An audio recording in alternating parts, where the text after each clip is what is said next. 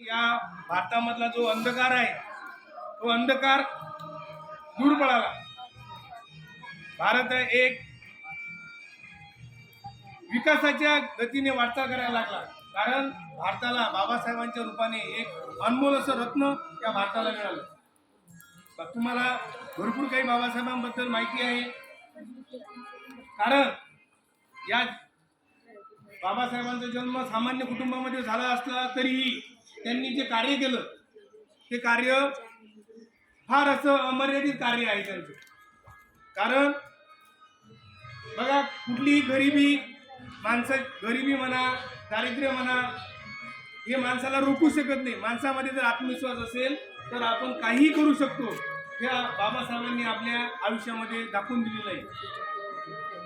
म्हणूनच तुम्हाला सर्वांना आजच्या या भीम जयंतीच्या दिवशी तुम्ही सुद्धा असा निश्चय करा की बाबासाहेबांप्रमाणे आपण सुद्धा काहीतरी करण्याची ताकद आपल्या मनगटामध्ये असली पाहिजे, तरच आपल्या हातामधून काहीतरी होईल। आपण जर म्हटलं काही न करता सगळं आपल्याला मिळालं, बघा आज तुम्हाला सर्व काही मिळतंय, सर्व गोष्टी तुम्हाला आयत्या मिळते, तुम्हाला कोणत्याच गोष्टीसाठी झगडावं लागत नाही।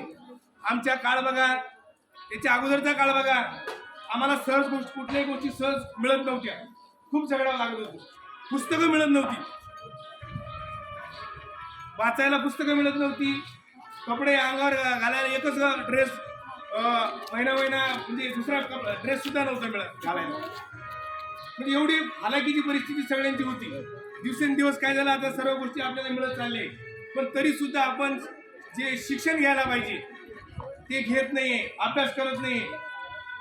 मग सर्वात महत्त्वाचं काय आहे की आपण आपल्या आईवडिलांना अभिप्रेत जे आहे, आईवडिलांचं स्वप्न जे आहे, आपल्या शिक्षकांचं स्वप्न जे आहे ते पूर्ण करण्यासाठी तुम्ही लहानपणापासूनच कसं मेहनत केली पाहिजे, अभ्यास केला पाहिजे।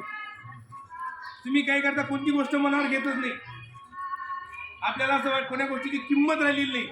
सहज गोष्टी आपल्याला सर्व सोप्या सहजतेने मिळत असल्यामुळे आपल्याला असं वाटते आपल्याला काहीच करण्याची गरज नाही। पण येणारा काळ हा फार भयानक आहे, म्हणून तुम्ही आतापासूनच कष्ट करण्याची सवय आपल्याला लावा। खूप कष्ट करा, अभ्यास करा, मोठे व्हा।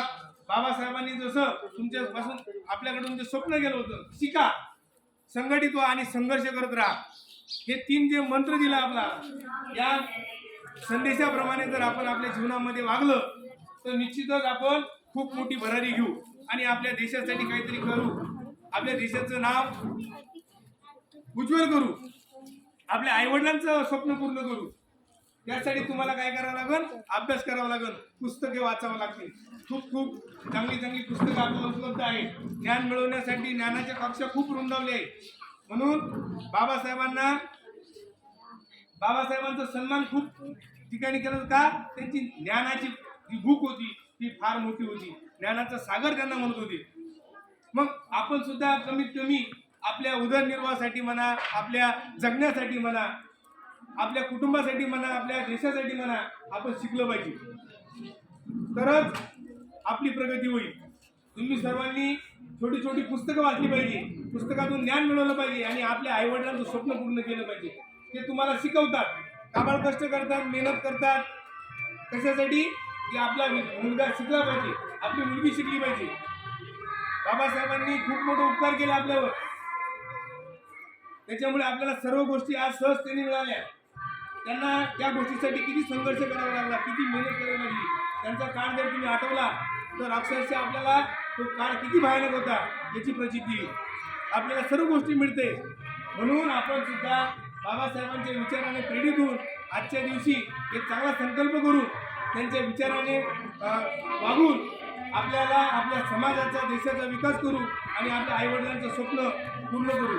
एवढे बोलून मी आजच्या माझे छोट्याचं भाषण वास्तविक संपवतो आणि